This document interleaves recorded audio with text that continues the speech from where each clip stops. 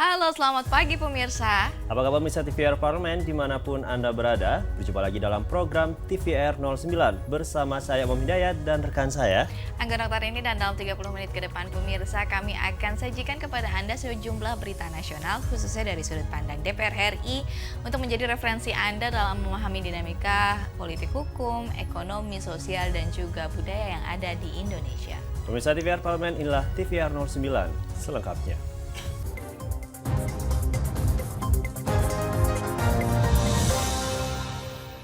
Pemirsa, kita awali pagi ini dengan berita terkait Komisi 4 DPR RI mendesak pemerintah memperbaiki akar permasalahan pangan di dalam negeri agar tidak terus-menerus mengandalkan impor. Komoditas pangan mengalami kenaikan harga. Situasi tersebut ditambah ketersediaan komoditas yang tidak menentu menjadi keluhan para pedagang di Pasar Modern BSD City. Misalnya stok daging ayam dan kedelai untuk membuat tahu dan tempe. Terkait itu, Komisi 4 DPR RI mendesak pemerintah memperbaiki akar permasalahan pangan di dalam negeri agar tidak terus-menerus mengandalkan impor. Wakil Ketua Komisi 4 DPR Anggia Erma menyayangkan ketersediaan kedelai lokal kosong sehingga para pengrajin tahu dan tempe sepenuhnya mengandalkan kedelai impor. Padahal kualitas kedelai lokal tidak kalah bagus dan enak. Pemerintah perlu meningkatkan produksi kedelai lokal dengan mengembangkan varietas lokal yang lebih unggul dan adaptif terhadap kondisi lingkungan Indonesia. Komisi 4 DPR akan terus melakukan upaya-upaya untuk memastikan ketersediaan komoditas pangan di dalam negeri tetap terjaga. Nanamnya harusnya lebih banyak dan kualitasnya paling tidak. Sebenarnya kalau tahu ini kan yang diminati oleh masyarakat tahu dari kedelai lokal. Karena kalau tahu itu dari kedelai lokal lebih bagus, lebih enak, lebih gurih katanya. Tapi kalau tempe memang kan kedelainya dari impor ya, dari Amerika yang lebih gede-gede. Bagaimana ketersediaan atau usaha untuk bisa meningkatkan produktivitas kedelai. Karena kedelai ini kebutuhan ini loh. Kita beberapa kali menerima juga keluhan dari pengrajin tempe tahu yang memang mengeluhkan nggak ada kedelai, barangnya nggak ada. Anggia Erma mendorong perbaikan dan peningkatan kolaborasi antara pemerintah dan sektor swasta untuk mengatasi permasalahan pangan di dalam negeri, sehingga bisa menjaga stabilitas pasokan dan harga pangan di pasar lokal dan mengurangi ketergantungan pada impor. Dari Banten, Bari Ramadana, TVR Parlemen, melaporkan. Pemirsa, kita beralih ke berita selanjutnya di mana perwakilan Bank Indonesia Kepulauan Riau mencatat bahwa periode Januari hingga Februari 2024, inflasi sektor pangan mencapai 8,47%. Menanggapi hal tersebut, anggota Komisi 11 DPR RI meminta untuk BI bersama Pemda Kepri mewaspadai dan mencermati kondisi tersebut, serta menyusun strategi pengendalian inflasi daerah. Perwakilan Bank Indonesia Kepulauan Riau mencatat periode Januari hingga Februari 2024, inflasi sektor pangan mencapai 8,47%. Menanggapi itu, anggota Komisi 11 DPR RI meminta Bank Indonesia bersama Pemda Kepri mewaspadai dan mencermati kondisi tersebut serta menyusun strategi pengendalian inflasi daerah.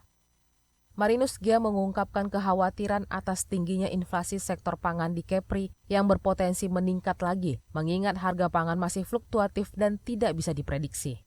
Pengendalian inflasi secara nasional maupun daerah harus dilakukan lintas sektor, terutama di sektor pangan, agar tingkat inflasi tidak semakin tinggi, apalagi di bulan Ramadan dan menjelang Hari Raya Idul Fitri. Februari sudah mencapai 8,47%, tidak tertutup kemungkinan akan menjadi lebih naik lagi di bulan Maret ya, dan juga menuju April karena nanti lebarannya di bulan April dan bahkan bisa sampai ke akhir April. Nah, ini akan terjadi inflasi yang lebih tinggi lagi. Oleh karena itu, kita mendorong Bank Indonesia berkoordinasi dengan instansi-instansi terkait, termasuk instansi yang bertanggung jawab soal pasokan-pasokan tadi, dapat bersinergi mengantisipasi. Marinus Gia mengapresiasi upaya Bank Indonesia Kepri dalam menekan inflasi di sektor pangan dengan memberikan bantuan al-sintan kepada pelaku usaha pertanian. Begitu juga dalam proses distribusinya. Namun, upaya tersebut tidak cukup untuk menekan inflasi, tergantung pada koordinasi yang komprehensif dari seluruh stakeholder terkait. Dari Kepulauan Riau, Slamet Sanjaya, TVR Parlemen, melaporkan. Sejak tahun 2020, pemerintah secara bertahap melakukan hilirisasi dengan mengeluarkan larangan ekspor biji nikel. Informasinya akan kami hadirkan sesaat lagi, tetap bersama kami di TVR 09. Sini ditambang. Konflik yang terjadi, Warga sini tidak mengizinkan. masalah yang tersisihkan menjadi kesenjangan sosial. Ya namanya rakyat kecil gak bisa apa-apa, mau komplain juga gak didengar. Sebab apa? Itu menyangkut isi perut kami semua. Bagaimana memutus keterbatasan untuk didengar? Jadi kalau misalnya masyarakat sudah merasa tidak lagi ada yang memperjuangkan aspirasinya, maka masyarakat memang sangat berhak untuk meminta dewan yang mewakili mereka di parlemen. Kami menyusuri batas-batas peristiwa, mengurai berbagai polemik yang terjadi, meluruhkan suara-suara marginal, menjadi nyata dalam setiap aspirasi, melaksanakan tugasnya sebagai wakil rakyat. Saksikan Aksi Dewan setiap hari Senin dan Rabu pukul 10.30 waktu Indonesia Barat, hanya di TVR Parlemen.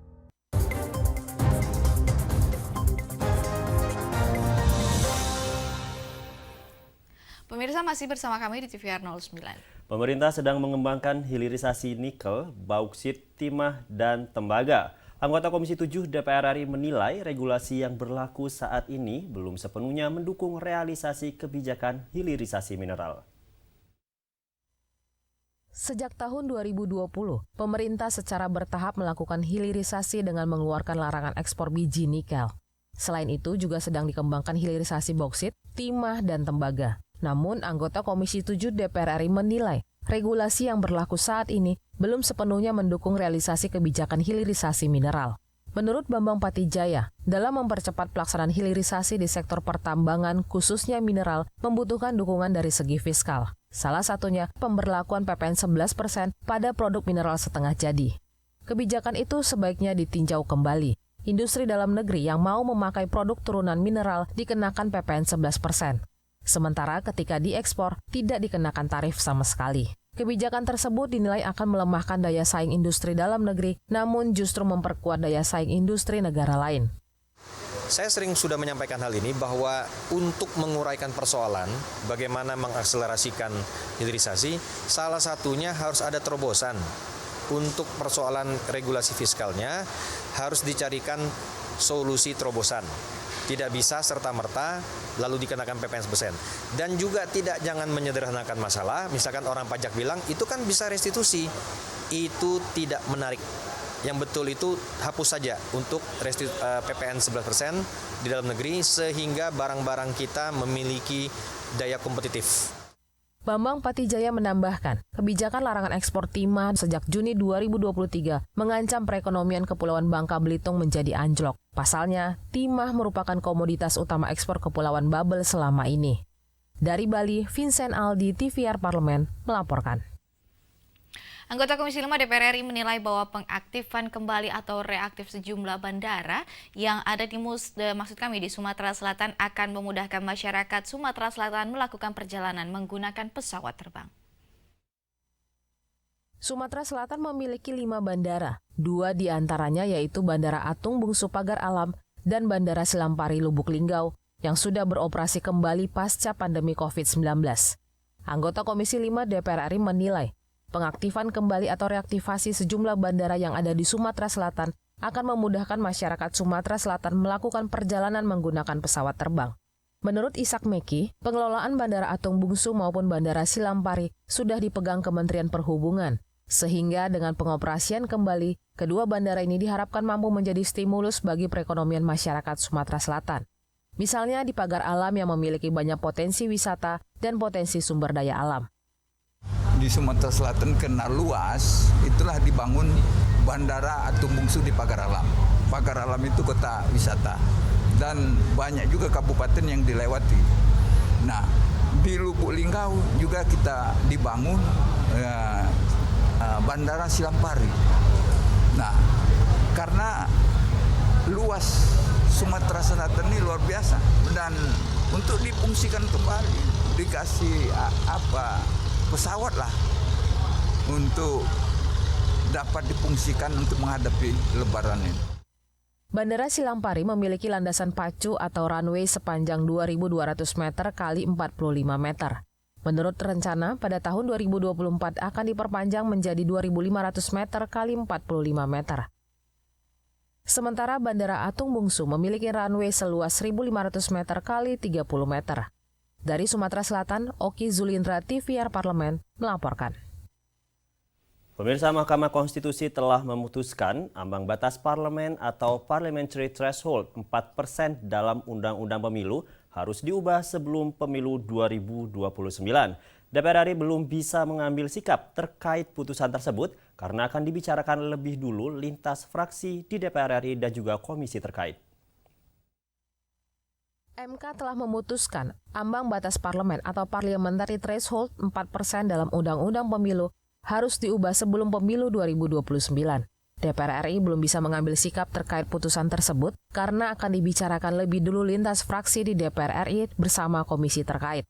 Wakil Ketua DPR RI Sufmi Dasko mengatakan, putusan MK akan dipelajari dan dikaji dulu oleh Badan Keahlian Setjen DPR, selain dibicarakan secara teknis di tingkat pimpinan DPR bersama lintas fraksi dan alat kelengkapan Dewan di DPR RI, khususnya Komisi 2. DPR baru bisa memutuskan sikap menanggapi putusan MK tersebut. Kita akan bicarakan dulu dalam tataran teknis di Komisi 2, dan kemudian juga nanti di antara pimpinan fraksi, baru kemudian bagaimana DPR secara keseluruhan akan mengambil sikap tentang hasil dari MK tersebut.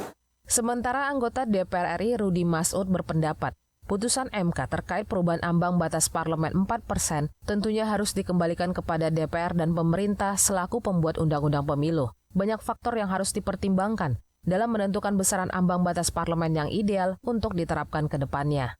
Angka ambang batas parlemen lebih rendah atau lebih tinggi dari yang sudah berlaku harus dipertimbangkan secara matang. Tidak boleh tebak-tebak yang mana yang bisa, mana yang tidak. Itu pun yang 4% sendiri ada beberapa partai yang sudah existing sampai hilang. Jadi menurut saya 4% ini kalau memang mau dirubah perlu kaji lebih mendalam lagi, tentunya bersama-sama dengan teman-teman partai politik yang saat ini existing. Baik yang existing maupun yang akan masuk kembali ke Senayan tentunya ke depan. Tim Liputan TVR Parlemen melaporkan. Bulan suci Ramadan menjadi momentum saling memaafkan dan berbagi kasih kepada sesama. Ketua Komisi 8 DPR RI Ashabul Kahfi meminta seluruh umat Islam di Indonesia untuk menghargai dan juga menghormati perbedaan awal bulan Ramadan 1445 Hijriah. Informasi selengkapnya akan kami sajikan sesaat lagi, tetap bersama kami di TVR 09.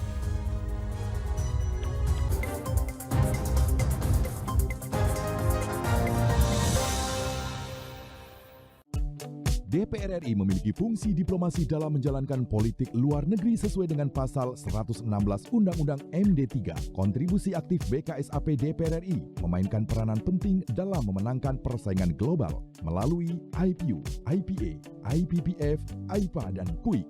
BKSAP memiliki komitmen yang tinggi dalam krisis kemanusiaan dunia. Fungsi diplomasi dijalankan untuk mendukung upaya pemerintah dalam melaksanakan politik luar negeri.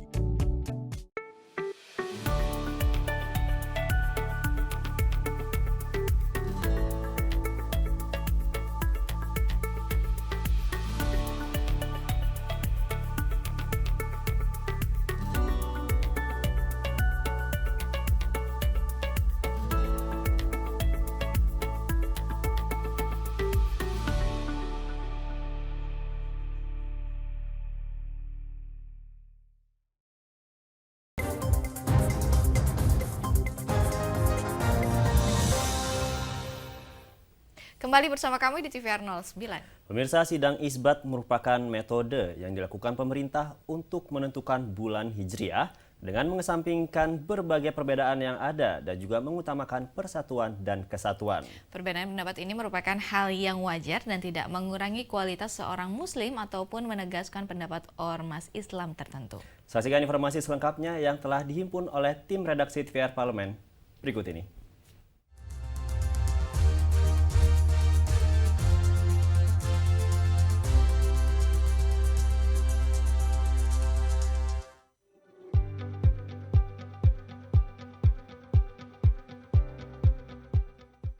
Ketua Komisi 8 DPR RI Ashabul Kafi meminta seluruh umat Islam di Indonesia untuk menghargai dan menghormati perbedaan awal bulan Ramadan 1445 Hijriah.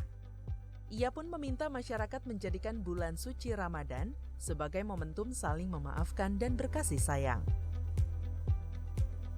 Menurut Ashabul, sidang isbat merupakan metode yang dilakukan pemerintah untuk menentukan bulan Hijriah dengan mengesampingkan berbagai perbedaan yang ada dan mengutamakan persatuan dan kesatuan. Pihaknya turut menghargai diskusi dan konsultasi yang telah dilakukan pemerintah dengan berbagai stakeholder untuk memperoleh pandangan yang luas dan konstruktif terkait penetapan awal Ramadan 1445 Hijriah. Ini adalah waktu di mana kita dituntut untuk memperhatikan perbedaan pendapat yang ada sambil tetap mempertahankan semangat persatuan dan persaudaraan. Kami menghormati semua pandangan dan berharap bahwa sidang isbat ini akan mencapai kesepakatan yang harmonis dan memberikan kepastian kepada seluruh umat Islam di Indonesia untuk memulai ibadah puasa. Saya ingin menekankan pentingnya menjaga saling menghormati dan memahami di antara kita. Perbedaan pendapat adalah hal yang wajar dan seharusnya tidak mengurangi persaudaraan kita sebagai umat Islam. Perbedaan pendapat merupakan hal yang wajar dan tidak mengurangi kualitas seorang Muslim ataupun menegasikan pendapat ormas Islam tertentu. Terlebih, bulan suci Ramadan seharusnya dapat menjadi momentum meningkatkan ketakwaan dan kesabaran sehingga semangat persatuan tetap hidup. Untuk itu DPR mengajak semua pihak untuk terus berdialog dan berdiskusi demi mencapai pemahaman bersama yang akan membawa pada persatuan dan kebersamaan umat Islam.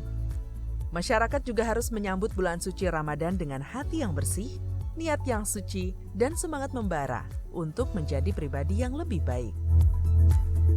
Saya mengajak semua pihak untuk terus berdialog dan berdiskusi demi mencapai pemahaman bersama yang akan membawa kita pada persatuan dan kebersamaan umat Islam.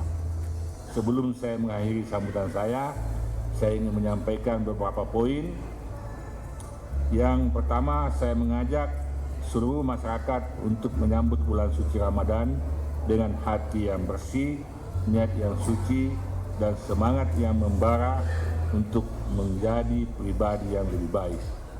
Mari kita gunakan momentum ini untuk memperkuat tali silaturahmi, memaafkan kesalahan orang lain, dan menyebarkan kasih sayang kepada sesama.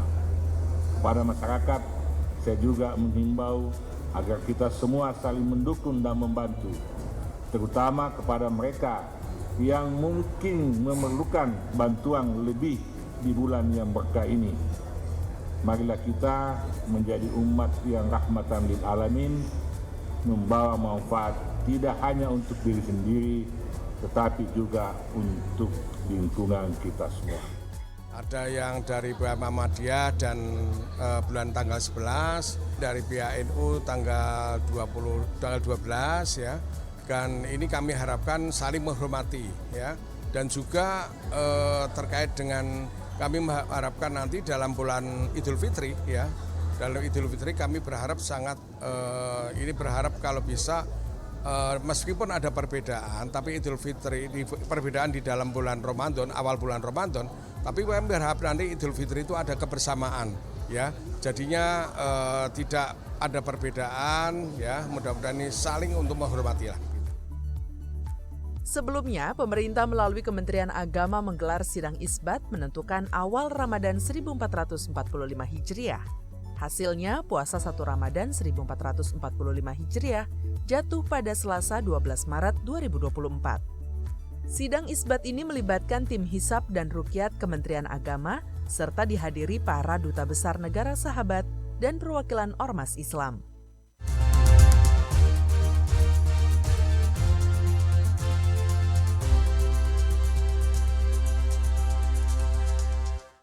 Pemirsa, di era globalisasi ini, financial freedom seringkali menjadi bahan perbincangan yang menarik bagi banyak kalangan, termasuk bagi para anak muda. Melakukan pengeluaran tanpa harus mengkhawatirkan keadaan keuangan, ini tentunya menjadi impian bagi banyak orang dan juga salah satunya melalui berinvestasi. Meskipun terdengar simpel, mencapai financial freedom melalui investasi tidaklah mudah. Lalu bagaimana cara kita dapat mencapainya pemirsa? Jangan kemana-mana, tetaplah di TVR 09.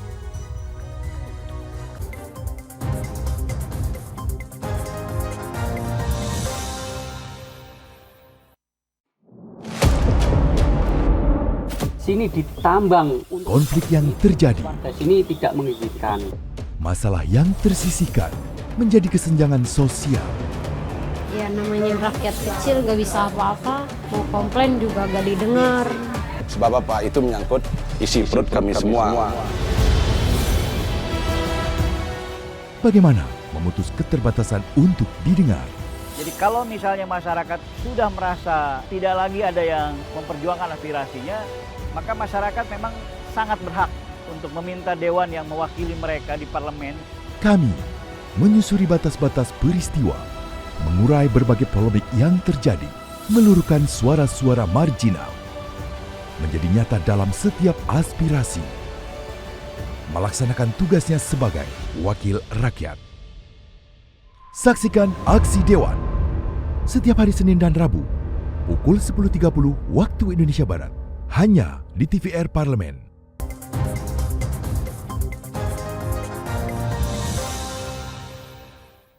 Kembali di TVR 09. Financial freedom harus diiringi dengan persiapan dan perancangan yang matang dalam mengelola keuangan. Dan selain itu pemirsa, dalam berinvestasi pun kita harus melakukannya dengan tepat guna meminimalkan kerugian di kemudian hari. Nah pemirsa, tanpa berlama-lama lagi kita akan saksikan tayangan terkait dengan bijak berinvestasi capai financial freedom dalam segmen Intips, Informasi dan Tips berikut ini.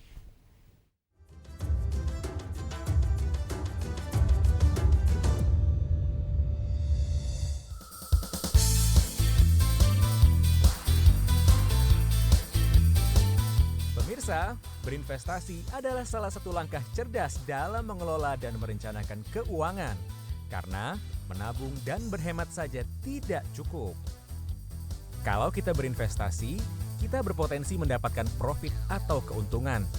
Siapa sih yang tidak mau dapat untung? Tapi dari sekian banyak jenis investasi, mungkin pemirsa masih bingung. Apa saja sih bedanya?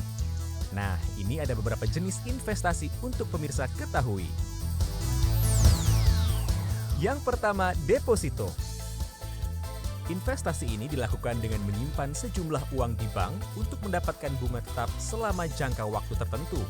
Jenis investasi ini mungkin familiar bagi pemirsa, dan risiko dari deposito termasuk dalam skala rendah atau low risk. Emas dan logam mulia. Investasi ini cenderung aman karena nilai emas relatif meningkat tiap waktunya. Investasi emas dan logam mulia juga sering menjadi pilihan dalam diversifikasi portofolio.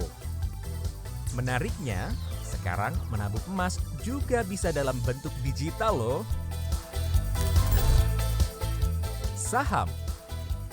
Membeli saham berarti menjadi pemilik sebagian kecil perusahaan dan berpotensi mendapatkan keuntungan dari kenaikan harga saham ataupun dari pembagian dividen.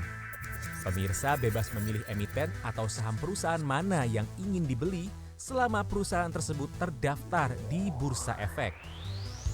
Nilai saham fluktuatif, dipengaruhi oleh kinerja perusahaan dan kondisi pasar. So, jangan sembarang memilih emiten ya pemirsa. Reksadana. Berbeda dengan saham yang kita beli dan kelola sendiri, di reksadana kita memilih manajer investasi untuk mengelola dana kita. Dana kita akan digabung dengan dana dari investor lain dan dikelola sesuai dengan jenis portofolio yang kita pilih. Obligasi adalah surat utang yang diterbitkan pemerintah atau perusahaan. Ketika kita membeli obligasi, sebenarnya kita memberikan pinjaman kepada pemerintah atau perusahaan itu loh pemirsa. Imbalan yang akan kita terima berupa pembayaran bunga dan pengembalian pokok yang temponya sudah ditentukan. Properti dan tanah. Berinvestasi dalam bentuk fisik seperti rumah, apartemen, atau bangunan komersial bisa menjadi pilihan. Peningkatan nilai properti atau pendapatan melalui biaya sewa menjadi keuntungan dari investasi ini. Apalagi harga tanah semakin tahun semakin mahal ya pemirsa. Cryptocurrency adalah mata uang digital yang tidak dipengaruhi kurs, seperti Bitcoin atau Ethereum. Cryptocurrency semakin populer sebagai bentuk investasi alternatif, meskipun regulasinya belum sepenuhnya diatur secara konsisten. Namun, cryptocurrency bisa digunakan untuk transaksi antar satu orang dengan lainnya secara online. P2P lending. Peer-to-peer lending disebut juga pinjaman antar individu. Adalah model pinjaman di mana individu atau pebisnis meminjam atau meminjamkan uang langsung satu sama lain melalui platform pinjaman peer-to-peer tanpa melibatkan lembaga keuangan tradisional. Pemberi pinjaman akan mendapatkan imbal hasil dari bunga yang dibayarkan oleh peminjam. Terakhir, forex atau valuta asing adalah perdagangan mata uang asing dengan tujuan mendapatkan keuntungan dari perubahan nilai tukar. Nah, itu dia jenis-jenis investasi yang bisa jadi pilihan. Pemirsa juga boleh loh menyebarkan dana ke berbagai aset untuk mengurangi resiko. Selain itu, lakukan riset mendalam sebelum membuat keputusan investasi ya. Selamat berinvestasi.